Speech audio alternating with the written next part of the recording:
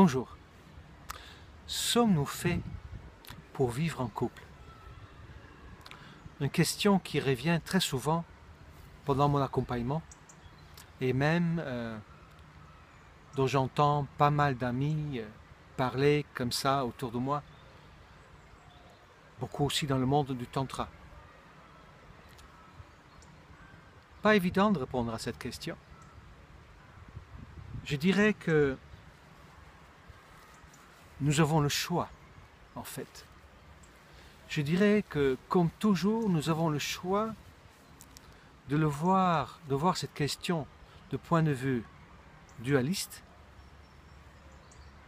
où l'ego est considéré le chef d'orchestre, ou de voir de point de vue unitaire, avec la référence que l'ego est censé faire un chemin vers l'amour.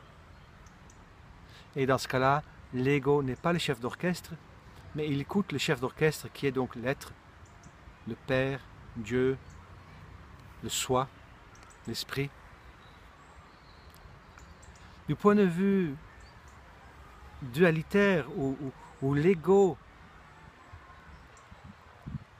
se prend pour le chef d'orchestre, se prend pour le chef, et n'est pas conscient qu'en fait il est soumis à des lois plus grandes que lui, et qui ne se rend pas compte qu'en fait il n'est que manifestation de l'être, mais une manifestation limitée par un manque de conscience.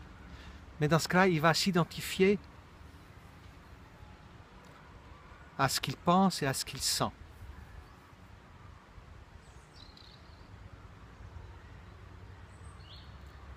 J'ai besoin de dire que, bien sûr, l'ego n'est pas l'ennemi à abattre. L'ego est cette identité pour qui je me prends, que je vois, cette énergie contractée qui fait mon moi. Mais si je pense que c'est mon moi le chef d'orchestre et que je me fie à ce que je pense, à ce que je sens, sans tenir compte qu'il y a peut-être une réalité au-delà de ma petite personne, mais dans ce cas, effectivement, mes blessures, mes expériences du passé vont avoir toute la liberté dans ce terrain de jeu qu'est la vie. Le mécanisme, le scénario est le même. J'en ai fait déjà d'autres vidéos. Nous cherchons à compenser un vide. Et quand nous trouvons quelqu'un, ou de manière inconsciente, nous sentons que ce vide peut être compensé avec elle ou avec lui, nous appelons ça tomber amoureux. Et après, c'est le même scénario qui se passe. Ça dure un certain temps, et au fur et à mesure, cette sensation d'amoureux diminue, et il peut même finir par disparaître. Elle peut être remplacée par tomber enceinte, où on va chercher à fusionner avec un enfant, au lieu que de chercher à fusionner avec un partenaire. Et à partir de ce moment-là, que cette sensation, je dirais donc l'espoir que l'autre va combler mes manques, diminue, et que cette sensation donc diminue, la sensation de tomber amoureux diminue, je vais lui dire je t'aime plus, je te quitte. Et avant ça, il y a cette phase où d'abord je me rends compte que je me sens aussi en inconfort avec mon partenaire. Et même ce qui m'a attendri au début, ça commence maintenant à me contrarier. Et récemment, j'ai encore entendu, j'étais avec une femme et j'étais fou d'elle. Je l'adulais et aujourd'hui, je ne vois que ses défauts. Et pour moi, c'est une évidence dans ma vision des choses où effectivement, nous cherchons avec l'espoir de combler ce manque existentiel qui ne peut pas être rempli avec l'autre. C'est impossible. Et tant que nous n'avons pas compris ça, ou accepté ça, ou intégré ça, et que nous pensons que le tomber amoureux, c'est l'amour, mais dans ce cas-là, quand ça diminue, mais bien évidemment, mais je vais partir pour chercher à nouveau cette sensation. Et ce scénario, elle peut se répéter, se répéter, se répéter. Je dirais pas à l'infini, puisque elle est limitée par notre espérance de vie, je dirais. Et bien sûr, on peut rester très longtemps amoureux. Je connais des personnes âgées qui sont restées amoureux, mais dans ce cas, je dirais, et c'est dans mon expérience très rare, et dans ce cas, je dirais, mais ce sont des personnes qui sont restées interdépendants. Ils sont restés dans l'espoir et peut-être même la manifestation que l'autre a rempli un besoin. Peut-être effectivement deux personnes qui ont besoin de leurs parents et j'en ai vu, je me rappelle un couple comme ça, qui était vraiment très bien, mais elle était la maman de son mari et lui en même temps était le papa de sa femme. Et le rôle s'alternait et ils se complaisait là-dedans. Et il n'y a rien à dire. Je me rappelle un couple en particulier, ils étaient très heureux. Et quand l'un est décédé, l'autre est parti très peu de temps après. Et ça arrive aussi régulièrement. Mais ce n'est pas, je dirais, la grande normalité. Dans la normalité, on tombe amoureux et ça s'en va tout doucement. Et tant que nous restons dans les critères, les références de l'ego, dans ce cas, il est logique aussi que on va accuser l'autre. C'est elle, tu vois, elle est comme si, elle est comme ça, il est comme si, il n'est pas assez comme ça, elle n'est pas assez comme si. Et le reproche vont se diriger vers l'autre. Puisqu'il n'y a pas, disons, il y a un autre référentiel. Le référentiel est encore, à mon avis, cette notion qu'il y a quelque part quelqu'un qui nous correspond exactement et avec qui nous allons vivre longtemps et heureux. Pour moi, même si la vie est un conte de fées, ça c'est un conte de fées qu'on nous a appris et qui est fausse, fausse, je pense.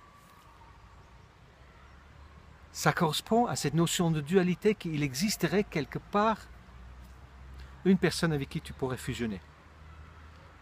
De mon point de vue de l'unité. Le couple a plusieurs raisons d'être déjà. À la base, c'est peut-être pour entretenir l'espèce. Et par une forme d'interdépendance historique, où l'homme partait chercher la nourriture et la femme gardait la caverne, mais il y avait cette interdépendance qui faisait qu'on restait ensemble. Entretenir l'espèce, c'est une raison de se retrouver. Mais aujourd'hui, nous n'avons plus cette interdépendance. Aujourd'hui, effectivement, les hommes et les femmes travaillent, sont souvent indépendants, ont leur appartement et arrivent à se débrouiller très très bien seuls, sans un partenaire. C'est le vide, le besoin de fusionner, disons, le besoin de trouver l'union, mais qui se traduit en besoin de fusionner, qui va faire qu'on va chercher un partenaire.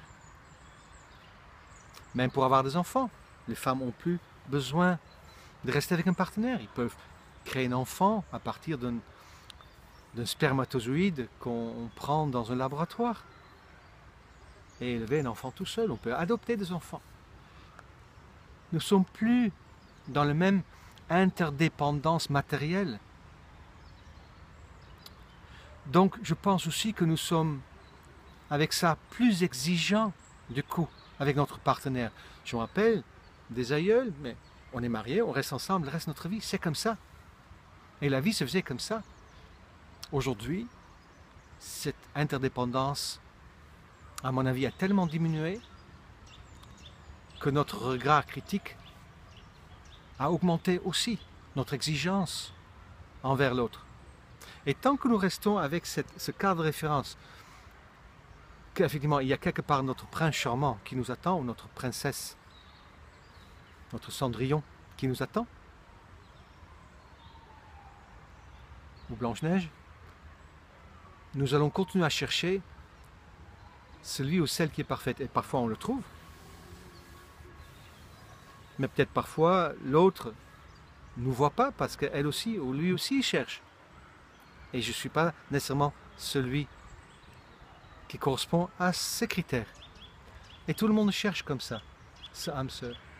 Et quand l'amour diminue, mais on va chercher une autre. Et on peut faire ça un certain nombre de fois.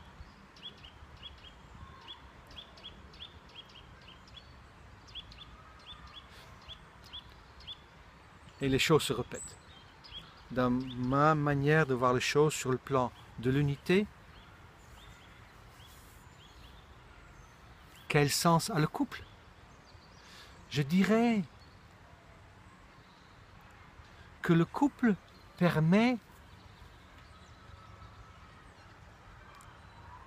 d'une manière le plus intense d'intégrer l'autre. Dans ma vision de l'unité, je suis le tout qui est et la dualité me permet de faire l'expérience de qui je suis vraiment, d'aller vers l'amour, l'absence de peur, de intégrer la notion que l'autre c'est moi.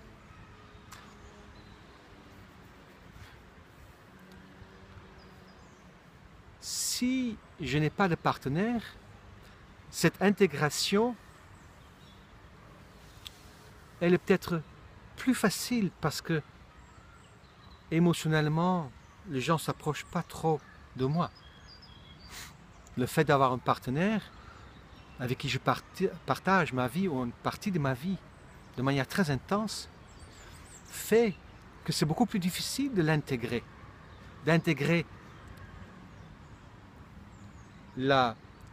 l'idée que j'ai de la femme qui se manifeste en face de moi. En plus, il ne faut pas oublier que ce qui rend cette intégration plus difficile, c'est qu'elle peut ressembler, ou des facettes d'elle peuvent ressembler à celles que j'ai connues de ma mère ou d'autres femmes avant elle. Et surtout que quand le côté amoureux diminue, d'apprendre à accueillir, à aimer mon partenaire tel qu'elle est, c'est tout un travail. Donc, tout le monde me permet d'intégrer. Mais dans le couple, je dirais, c'est plus engageant, je dirais. Ça ne veut pas dire que ceux qui sont seuls, que je les juge, non, ça a son sens. Certaines personnes vivent seules parce qu'ils sont peut-être dans la préparation d'être en couple, ou parce que pour ce qu'ils ont besoin de vivre, ils ont besoin d'être seuls. Et nous avons le choix, parfois.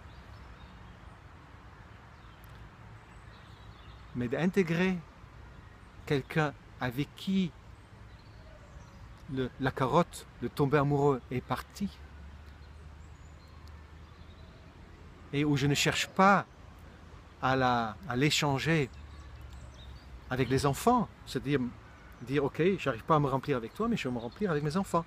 Donc tomber enceinte, de vivre à travers de mes enfants, de fusionner avec eux. Non, de faire face à son partenaire. De faire face et donc du coup aussi de dépasser l'accusation. Et peut-être aussi d'accepter cette phrase qui vient du mariage où je dis pour le meilleur et pour le pire. Mais le meilleur c'était quand je suis tombé amoureux. Le pire c'est quand je ne le suis plus et quand tu commences à sérieusement m'emmerder. Et là aussi je vais rester.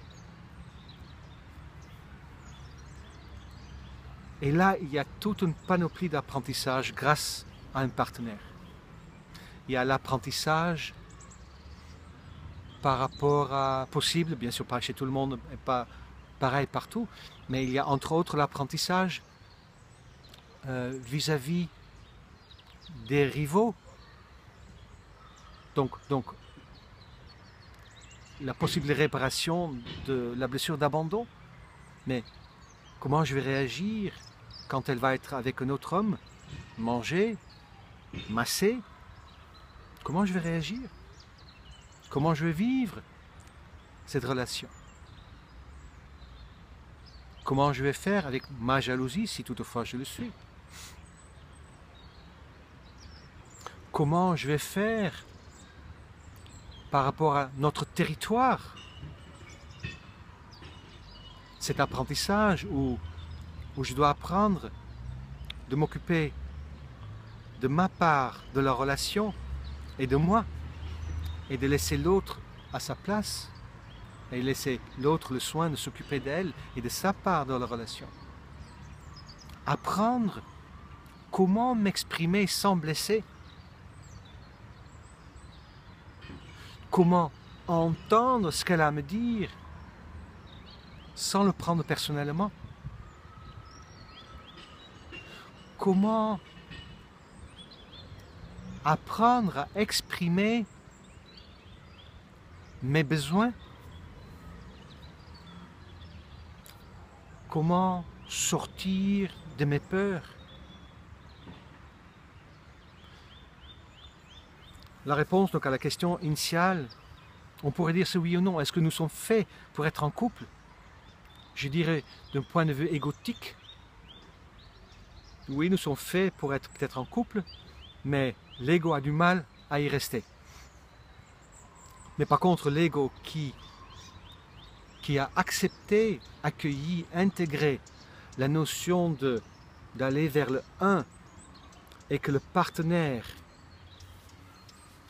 lui permet de faciliter ce chemin, ça ne veut pas dire que c'est facile, mais de faciliter ce chemin, d'intensifier le chemin, celui-là, je dirais oui, dans ce cas-là, pour celui-là, oui, dans ce cas, nous sommes faits pour être en couple, pendant un temps.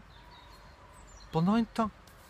Il écrit nulle part dans les écrits saints, il me semble, que nous devons rester ensemble toute notre vie. Mais par contre, si je quitte par accusation et parce que je ne sens plus le ressenti d'amour, il y a grande chance que c'est mon ego qui est devenu le chef d'orchestre.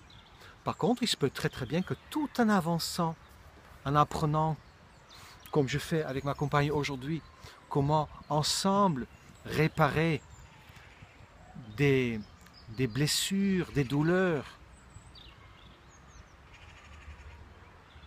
Mais peut-être à un moment donné, ce que je peux réparer et avancer avec ce partenaire, peut-être ça se termine, ou peut-être je ne peux pas aller plus loin avec elle, et dans ce cas la vie va peut-être me présenter quelqu'un avec qui continuer à la suite. Mais je me rends bien compte, et ça c'est peut-être l'essence de cette vidéo, c'est que ce qui fait que j'ai envie de quitter ma compagne, ou ce qui fait qu'une femme a envie de quitter son compagnon, peut être en apparence l'autre, mais que c'est au fond une incapacité de son soi. Et j'ai vécu avec ma compagne, donc Sabrina, que vous connaissez donc par les vidéos, et j'ai vu que les vidéos que je fais avec elle ont été vues le plus, donc peut-être je vais en faire davantage.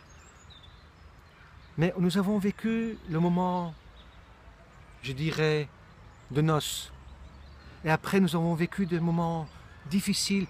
Mais à chaque fois, quand dans la difficulté, nous arrivons à trouver quelle est cette chose en soi, c'est pas l'autre, en soi. Ce qu'il faut changer, découvrir, transformer, oser, vivre. Mais dans ce cas-là, la sensation amoureuse revient. Un temps, un certain temps. Et après, quand l'inconfort suivant vient, hop, elle diminue. C'est comme si mon état d'amour, qui est la base, qui doit être là tout le temps, elle est en fait bouchée, tamponnée par mes incapacités, par mes blessures, par mes douleurs, par ma colère, par ma tristesse. Et si je m'en occupe, mais l'amour que je suis, que nous sommes, peut circuler librement. Donc si vous êtes en couple, et si c'est pas facile, je dirais la première chose, c'est arrêter d'accuser l'autre. Et entrer dans la compréhension que si vous trouvez la chose à transformer en vous-même, et vous trouvez ce voie de passage, mais votre relation va changer. Et je le vois parce que j'accompagne pas mal de couples. Et d'ailleurs, ça peut être aussi une idée de vous faire accompagner quand c'est difficile dans le couple.